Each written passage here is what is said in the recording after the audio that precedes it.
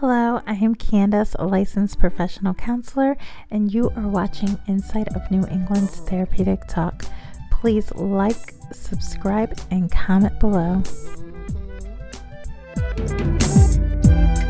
Hello, I am Candace, and you're watching Inside of New England's Therapeutic Talk. Today, I just wanted to talk a little bit about some stuff that's been going on. I've been thinking about this for a while now, ever since I had the conversation that I had with Dr. Umar Johnson and asked him like what women could do if they're single like me. And I feel like he gave me like some really good advice and gave some really great statistics. Like he just knew those off the top of his head, which was really quite impressive. And I was okay with it. I was a little bit taken back by the whole swag factor thing because I think a woman my age doesn't necessarily look for swag. Like I'm looking for somebody who cares about the community, wants to do the work with me. And that's really hard to find. Sadly, it's hard to find that. And, you know, someone who can contribute, right?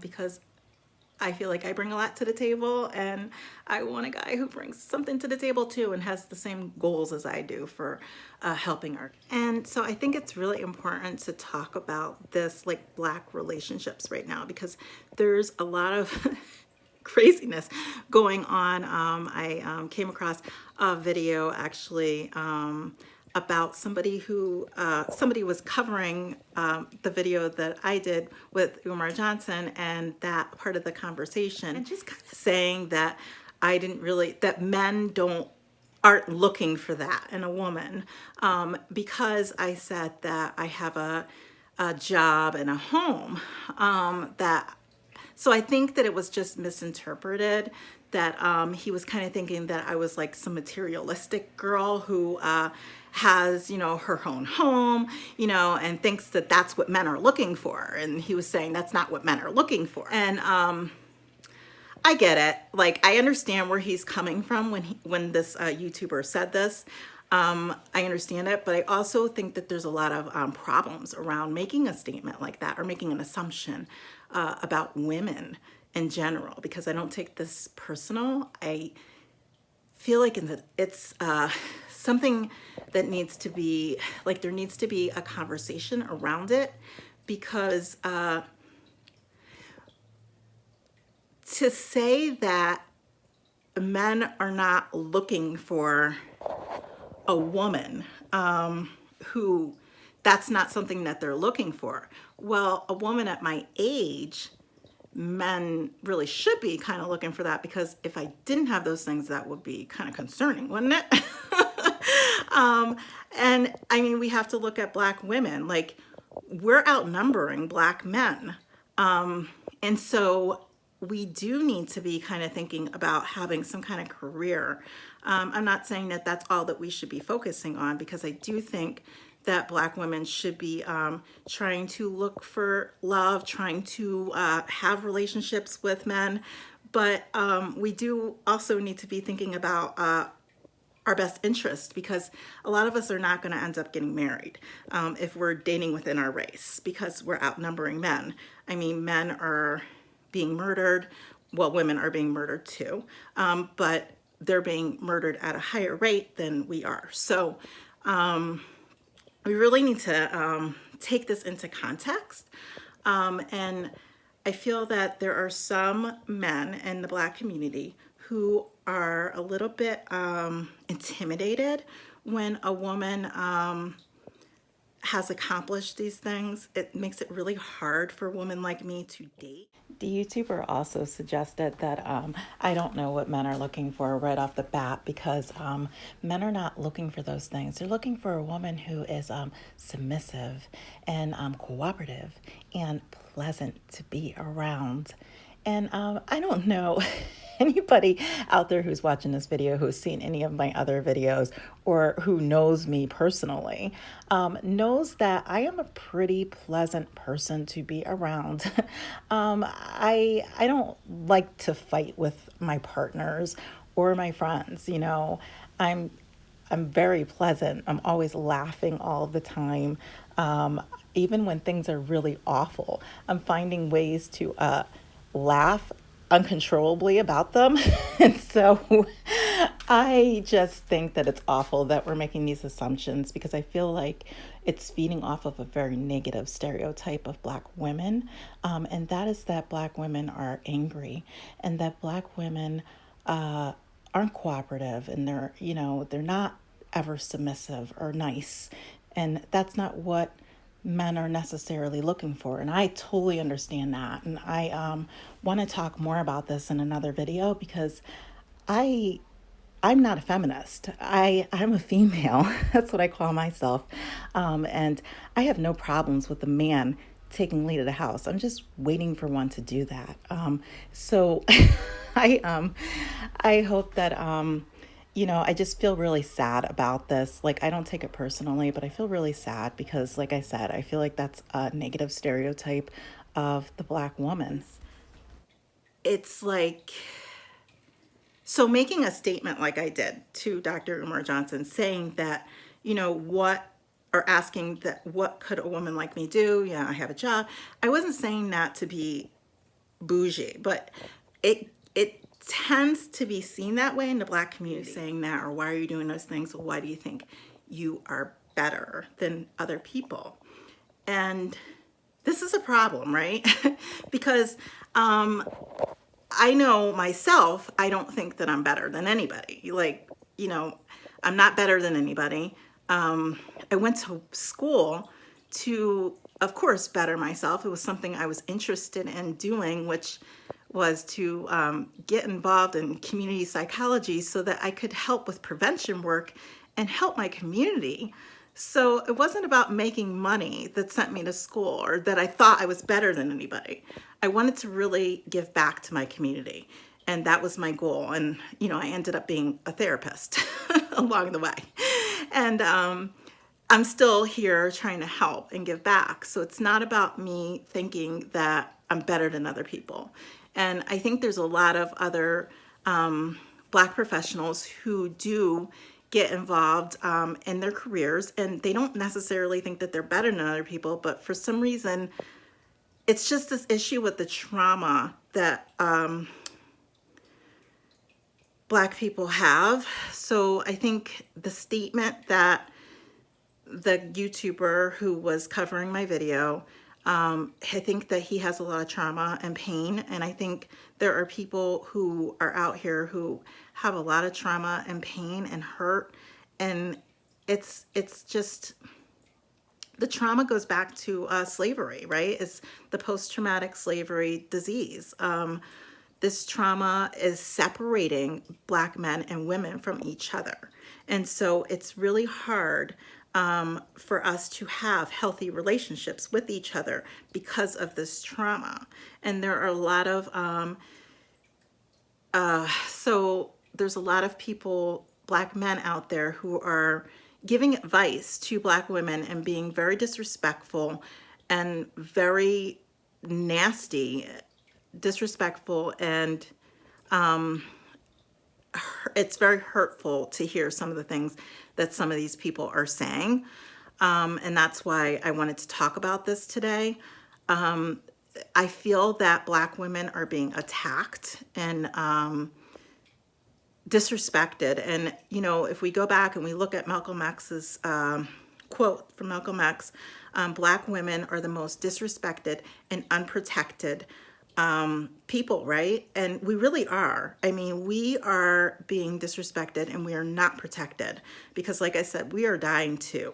And just to share, so Dr. Umar Johnson said it very well the other day. I saw the video where he was talking about some of these male life coaches, which is what I'm referring to. And also there's these YouTubers who, like the one that covered, the couple of them that covered that segment of my video, and just really, you know, made it out like, you know, this is a Black woman problem. You know, it's not about blaming women or blaming men. You know, this is about what do we do to heal and help each other, you know, because we're both hurting and we're both been traumatized for hundreds of years. Okay, so Dr. Umar said it very, very eloquently, I think, saying that it is not about blaming the men or the women, but blaming white supremacy. Because if we really look at our trauma that we have, it's not about blaming men or women. We both have work to do. We both do. Men have their flaws and women have their flaws too. I am not 100% perfect. I'm never going to be perfect. The only person that's perfect is God. Okay, so human beings are never going to be perfect. We're human, we make mistakes. But recognizing that Black women are hurting and recognizing that Black men are hurting. And, you know, I think women need to have empathy for the men and men need to have empathy for the women and stop blaming each other, but blame the system that has been put in place that has hurt both of us for hundreds of years, and that's white supremacy. So I did want to share a little bit about my own personal trauma because we've all been through a lot of hurt and, you know, pain and trauma.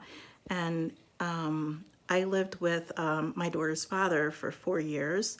And then it turned into an abusive relationship. And I had to get a restraining order, protective order, whatever you call it, and have him removed from my home. I ended up having to raise my daughter alone. I put myself through school, kept our own home, and did not receive any child support. You know, sometimes when you leave a abusive relationship, it's almost impossible to get child support. And also, just a quick little side note to the child support issue, because I do think that's something that us girls need to be working on. And I'm probably a total unicorn in this because I don't know many girls who have done this. But when I went to court, when there was the custody thing with my daughter, I was approached by a white male who worked for the court, and he told me that if I needed anything, if he didn't pay the child support, that I should call him, and gave me his business card. And I said, well, what will happen? Like, are you going to help me help the situation so that I can, you know, get the money? And he's like, well, we'll have to, you know, arrest him if he doesn't pay.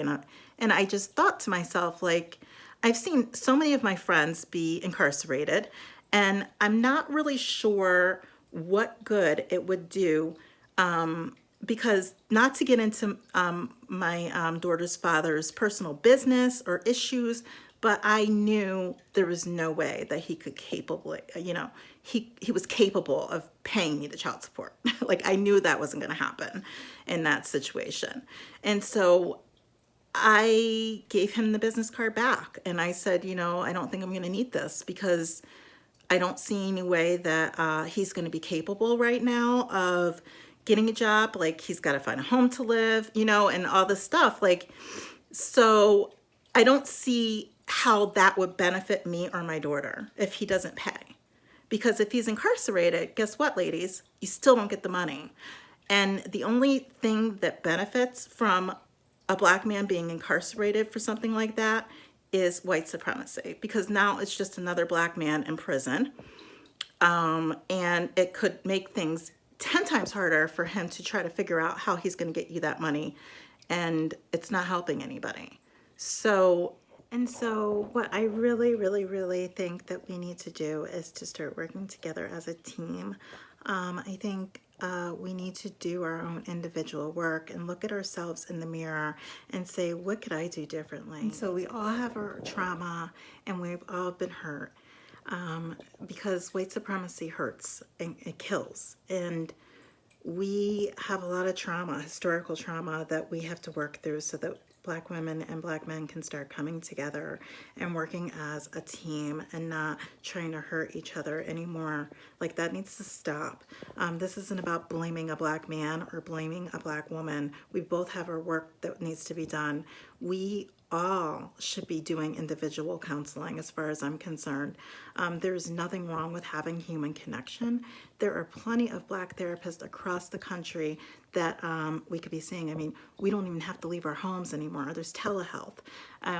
I think everybody should really try to take advantage of that. Try to find somebody that you can try to work through some of this stuff with, because until we take care of our own trauma and do our own personal work that needs to be done. I mean, if you were in an abusive relationship, or you have some kind of trauma with your parents, or somebody else hurt you in your past. I mean, I just shared one of my many stories. So, I mean, I'm not trying to preach to anybody, because I have my work that I had to do, right? I probably wouldn't be able to sit here and have this conversation and share anything with anybody if I didn't do my own personal work. So it's about doing our own individual work, so then we can start coming together as a team and healing, and getting better together and stronger together and growing. So that way, I think that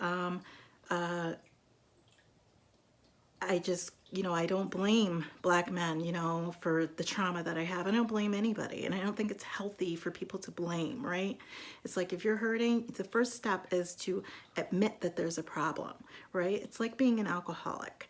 If you can't admit that you have a drinking problem, you're not going to get better. If we can't admit that we have some trauma that needs to be worked on, we're not going to get better. Okay? So it's the same mindset. We need to work on this, right? So I really hope that we will start doing our own individual work, like I said, and I hope that we can start coming together and working on those things together as a community as well. But we've got to do our own work first. I mean, let's be real. So everybody, look at yourself in the mirror and say, what could I do, right? And don't blame each other. And, if you see a brother or a sister who are out there trying to do something for the community, support them. It's really, really interesting how when you try to help sometimes, how there's so much trauma that people will attack you for helping. It's like, what are you doing? I mean, you get attacked. I've experienced it. You get attacked or you get insulted. Like, they'll try to put you down for doing the work that you're doing. And these are other Black people. And so we just really need to support each other and lift each other up, and support people who are doing the hard work. And even if you can't do it yourself in the moment, I mean, just that verbal, that smile, smile, laugh more, right? Encourage, a smile is the best charity that you can give somebody, smiling at somebody, you can really brighten someone's whole entire day by doing that. So I hope that everybody is safe and well, and I hope that peace and love is upon you at all times.